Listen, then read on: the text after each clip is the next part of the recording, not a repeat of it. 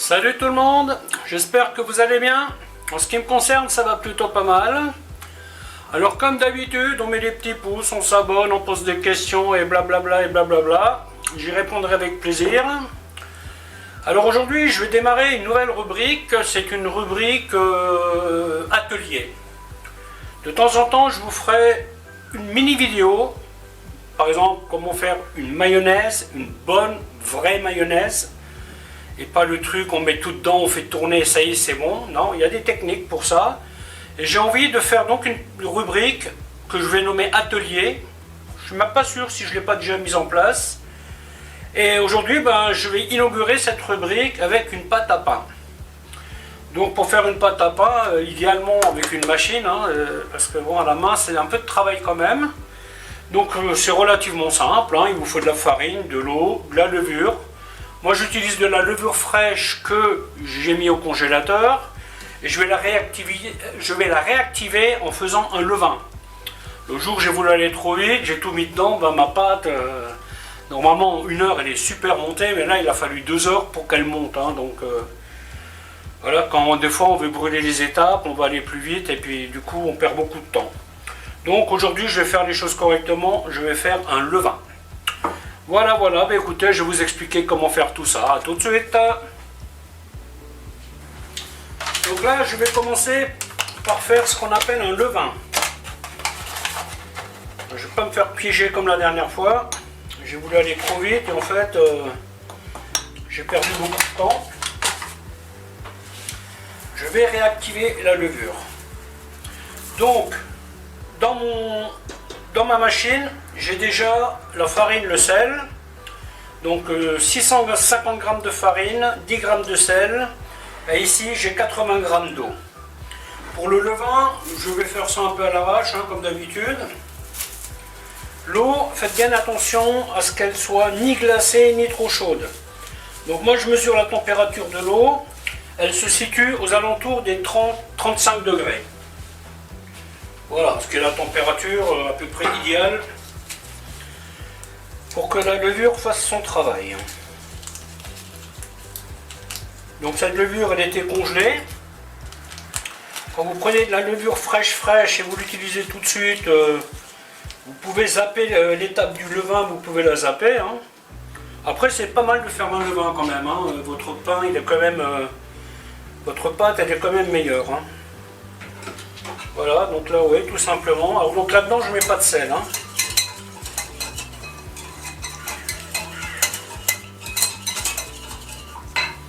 Voilà, hop.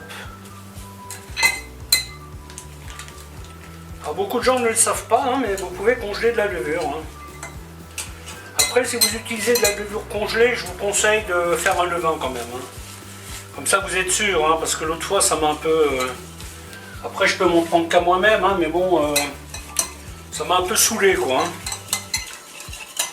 Voilà, hop. Donc là, on mélange bien.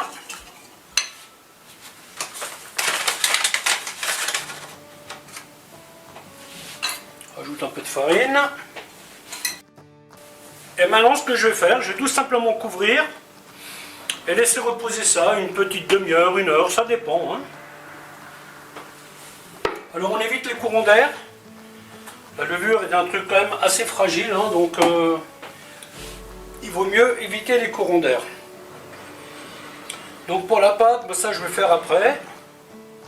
Donc cette pierre là, vous trouvez ça dans le commerce. Moi c'est une amie qui me l'a prêtée, donc elle me l'a prêtée neuve, vous voyez qu'elle a déjà bien servi. Et c'est vraiment pas mal, quoi. Par contre, il faut vraiment bien chauffer la pierre. Vous mettez votre pierre, vous chauffez votre four bien 20 minutes, 30 minutes, et c'est seulement après que vous allez pouvoir cuire votre pizza, votre pain ou votre tarte flambée, ce que vous faites. Donc là, vous voyez, mon levain, il a bien gonflé. Le moment est donc venu de commencer ma pâte. Donc là, j'ai 400 g d'eau à 30 degrés. Bon, c'est pas super pratique là, à faire comme ça. Et la machine, je vais la mettre sur 2.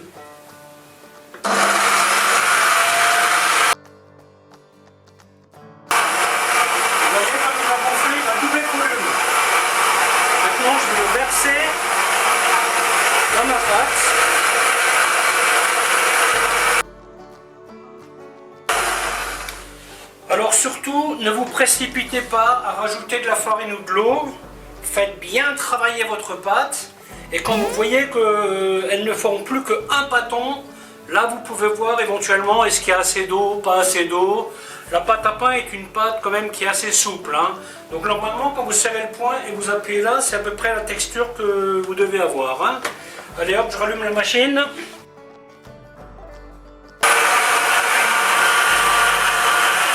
là on part sur 15 minutes de pétrissage.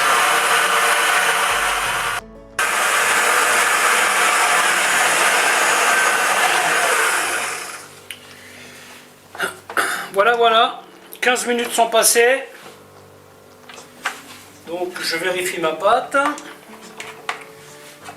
Bon, normalement ça devrait former une boule au fond, mais bon avec cette machine là, malheureusement c'est un peu optimiste, hein. Mais bon, ça marche bien quand même, hein. Ça va, elle est pas mal. Elle est un peu collante, mais ça ce n'est pas grave. On va régler le problème très vite. De toute façon, maintenant, on passe à l'étape levage. Et là, il faut bien compter 1 heure. Hein, donc, vous voyez, c'est ça l'intérêt. Si vous faites cette pâte pour de la tarte flambée, faites-la la veille. Hein, comme ça, elle a le temps de monter et descendre. Moi, aujourd'hui, ce que je vais faire une partie tarte flambée et je vais faire un pain. Avec la même pâte, hein. Et pour la tarte flambée, je vais laisser monter et redescendre la pâte jusqu'à ce qu'elle ne remonte plus. Jusqu'à ce que la levure soit désactivée. Et bien entendu, pour le pain, je vais faire différemment, hein. Donc là, on part sur 1 heure, 1 heure et demie de levage. La pâte, elle doit doubler de volume. Et bien sûr, on met un torchon par-dessus. Donc là, j'allume mon four voûte sol à 250 degrés sans l'air pulsé. Alors pour la cuisson, vous avez une petite combine. Quand je vais mettre mon four à chauffer, donc pour chauffer le four et la pierre, je vais mettre cette plaque vide à l'intérieur. Au moment où je vais mettre mon pain à cuire, je vais verser de l'eau dans cette plaque. Ça va générer de la vapeur et ça va donner un coup de main au pain pour lever et aussi avoir un joli croustillant. Oups, je pensais avoir filmé le façonnage, eh ben non. Donc voici les pâtons au bout d'1 demi-heure. Là maintenant je vais allumer mon four et d'ici 1 demi-heure ça sera bon. Donc comme dit, je vais allumer mon four.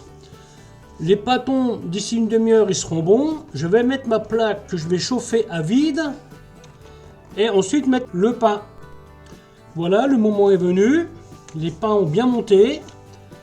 Faites attention que ça ne colle pas. On fait la petite déco avec le rasoir. Voilà, voilà. On va donc mettre ça au four une 20-25 minutes. Et bien sûr, on n'oublie pas de verser l'eau dans la plaque qui a été mise au four. Comment vérifier qu'un pain est cuit? Ben, tout simplement, on le retourne, on tape dessus, ça doit faire un bruit sourd. Là, il manque 5 minutes, je vais le remettre, il a pour le moment 15 minutes de cuisson. Voilà, voilà, la vidéo va se terminer là. Je vous mettrai les photos plus tard, en espérant qu'elle vous aura plu, et je vous dis bye bye, à bientôt pour une autre recette.